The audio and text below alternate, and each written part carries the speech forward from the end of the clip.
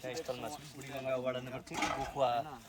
जुन हिजो 2 बजे लागेको यो आगो हैन यहाँ घरमा पुरा ठुलो लागेर चाहिँ क्षति पनि हेर्न सकिन्छ। यो पुरै भाडोहरू के भन्छ पुरै जलेर नष्ट चाहिँ भएको एउटै घरमा मात्र नभएर मोटामोटी 12 वटा हैन त लगभग 12 वटा घरमा अब भीष्ण आगो लागेर जस्तै ग्यास पनि पड्केर चाहिँ अलि ठुलो भएको त्यहाँ चाहिँ जन्छ।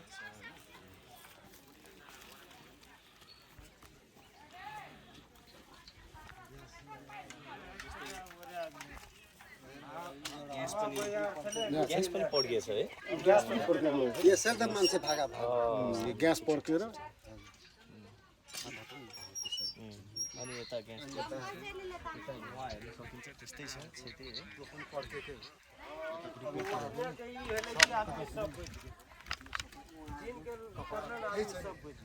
जति लागेको छ त्यति मात्रै बचेको छ।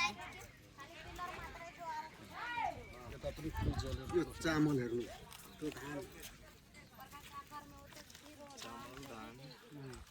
सबै थोक कपी किताबहरू कपडा सपडा केही छैन डकुमेन्टहरू पनि सबै उयो भयो होला है कागजहरू सबै केही छैन केही छैन है जिउमा लगाएको मात्रै कपडा बच्छ केही छैन मानव क्षति केही भएन। 7-8 गुण चामल कुटाएर आएको थियो सब खतम भयो हेर्नु सब चामलै हो सबै जलेछ है सब जल्यो बोराको थकित चामलको बोराको मानवीय क्षति केही नभए पनि जे होस् कसैको क्षति त्यही भएछ 50 मन धान गएको छ है कतिजनाले चाहिँ भर्खरै कतै घुमु गेल हैन धान चाहिँ 50 मन त यहाँ घरमा मात्रै छ 50 मन चाहिँ 30-40 मन के ओने छ सब छ सबै है सब कुछ न निकाले पहिले जे कपडा जे लगेल छ वहाँ मात्रै यहाँ चाहिँ अब कस्तो छ कपडा कपडा हेर्न सक्नुहुन्छ उता हेर्नु है अब मानवीय क्षति नभए पनि तर यहाँ धान चामलको धेरै क्षति भएको छ। अनि यो अब आगो चाहिँ कसरी लाग्यो त्यो चाहिँ कसैलाई थाहा नभए पनि आगो लाग्दाखेरि ग्यास पड्केर यो चाहिँ झन् भीष्ण आगो लाग्यो है। सुरुमा चाहिँ कुन घरबाट उयो भयो ठ्याक्कै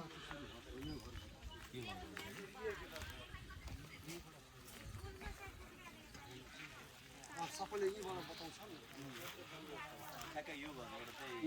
अब यहाँबाट प्रत्यक्षदर्शीको अनुसारले चाहिँ आगो लागेको भनेको यही घरबाट स्टार्ट भएको हो र कसरी आगो लाग्यो कसरी आगो लाग्यो यो कसैलाई पनि थाहा छैन तर स्टार्टिङ पोइन्ट भनेको आगो लाग्ने भनेको यही चाहिँबाट रहेछ। अनि उता त्यो कुनाबाट लागेको कुनाबाट यही कुनाबाट लागेको सबै त अब काम गर्न तर यहाँ त लाइन त्यो तार चाहिँ सर्ट सायद ग्यारेन्टी त कसैलाई पनि छैन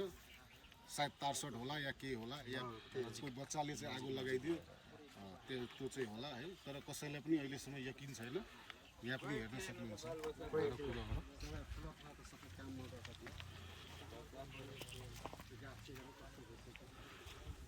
सबै जलेर नष्ट भएको सब जलेर नष्ट भएको